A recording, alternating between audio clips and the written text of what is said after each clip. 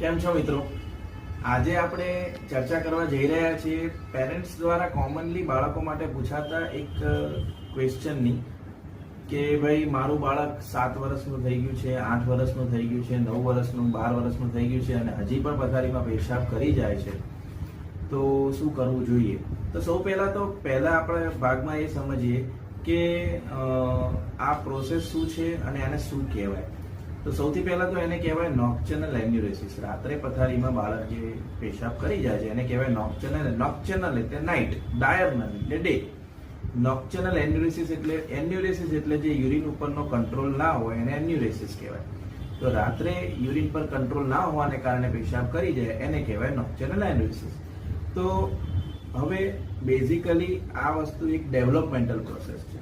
તો developmental process એટલે કઈ રીતે કે જનરલી જન્મ પછી, બાળકના જન્મ પછી 2 વર્ષ પછી એને યુરિન પર કંટ્રોલ આવવાનું ચાલુ થાય છે અને 2-2.5 વર્ષથી જનરલી ચાલુ થાય. 3.5 વર્ષ સુધીમાં દિવસમાં એ યુરિન કરવા પર કંટ્રોલ આવી જાય છે અને પછી 4, 4.5, 5 વર્ષ સુધીમાં તો મેક્સિમમ 90% બાળકોને રાતના યુરિન પર કંટ્રોલ આવી જતો હોય છે.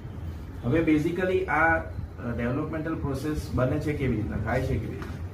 તો ભગવાને સૌથી પહેલા એક સિસ્ટમ આપણે આપેલી છે બોડીમાં દરેક બાળકને કે 2 વર્ષ પછી એક એવો એન્ટી ડાયુરેટિક હોર્મોન કરીને એક હોર્મોન છે એ રિલીઝ થાય છે અને એ જનરલી સનસેટના ટાઈમે રિલીઝ થાય એટલે કિડનીમાં જે યુરિન બને એનું આઉટપુટ ઓછું કરી દે, એટલે જે કોથળી હોય પેશાબની એમાં યુરિન આવવાનું ઓછું થઈ જાય રાતના પીરિયડમાં. એટલા માટે રાતમાં જે ભરાવો થતો હોય એ ઓછો થાય. અને બીજી પ્રોસેસ એ છે કે જે પેશાબની કોથળીમાં જે ભરાતું હોય છે યુરિન, એની બાળકને જે ખબર પડે અને એ બાળક યુરિન કરવા જાય એ પ્રોસિજર છે, એટલે કે સેન્સ આવે યુરિનની. એ સેન્સ પણ બાળકમાં ડેવલપ થતું છે. આ બંને પ્રોસિજરને લીધે, આ બંને પ્રોસેસને કારણે કંટ્રોલ યુરિનમાં આવતો હોય છે બાળકમાં. હવે આ બંનેમાંથી કોઈ પણમાં પ્રોબ્લેમ અથવા તો ડેવલપમેન્ટલ લેટ હોય તો એને કારણે એને પ્રોબ્લેમ થઈ શકે. એના જનરલી એના સિમ્ટમ્સના પીરિયડ ઉપરથી બેઝિકલી એના 2 ટાઈપ છે. પ્રાઇમરી નોક્ટર્નલ એન્યુરેસિસ એટલે PNE પણ કહેવાય છે અને સેકન્ડરી નોક્ટર્નલ એન્યુરેસિસ. હવે પ્રાઇમરી નોક્ટર્નલ એન્યુરેસિસ એટલે કે જે બાળક એક પણ વાર એટલે એને કન્ટિન્યુઅસ એને યુરિન થતું જ રહે છે રાત્રે, એને કંટ્રોલ આવ્યો જ નથી રાત્રે યુરિન કરવામાં, એ પ્રાઇમરી નોક્ટર્નલ એન્યુરેસિસની કેટેગરીમાં આવશે. જ્યારે જે બાળકને થોડા વીક્સ, થોડા મંથ સુધી કંટ્રોલ, થોડા યર્સ સુધી કંટ્રોલ આવી ગયો, સપોઝ 5 વર્ષમાં કંટ્રોલ આવી ગયો એને, પછી થોડા વર્ષ પછી એને ફરીવાર પાછું રાત્રે પથારીમાં પેશાબ કરવાનું ચાલુ થયું તો એને સેકન્ડરી નોક્ટર્નલ એન્યુરેસિસ કહેવાય. હવે આ થાય કેમ? મેઇનલી આમ તો એના જીનેટિક રીઝન. જીનેટિક એટલે કે એનું જનીન બંધારણ બેઝિકલી. તો એના પેરેન્ટ્સને એટલે કે ફાધર મધરને બંનેને જો આવી રીતનો થોડું ડેવલપમેન્ટલ ડિલે હોય, મતલબ યુરિનના કંટ્રોલમાં, તો બાળકને આવવાનો ચાન્સ પૂરેપૂરો રહે છે.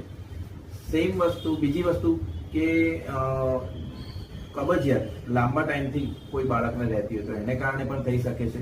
જ્યારે સેકન્ડરી એન્યુરેસિસમાં મેઇનલી કોઝ છે કે યુરિનરી ટ્રેક ઇન્ફેક્શન, એટલે કોઈ પણ બાળકને પેશાબની નળીમાં અથવા તો પેશાબમાં ઇન્ફેક્શન લાગેલું હોય જેને કારણે બાળકને એકવાર કંટ્રોલ આવી ગયા પછી ફરીવાર કંટ્રોલ છૂટી જવાની શરૂઆત થાય. તો આજે આપણે જોયું આ કોઝિસ અને કેવી રીતના થાય છે અને એની પ્રોસેસ શું છે. નેક્સ્ટ વિડીયોના ભાગમાં આપણે જોઈશું કે એનું મેનેજમેન્ટ આપણે કેવી રીતના કરી શકીએ, કેવી રીતના એને થેરાપીઝ આપણે આપી શકીએ અને હોમિયોપેથિકલી મેડિસિન આપણે એને કેવી રીતના આપી શકીએ. Thank you very much.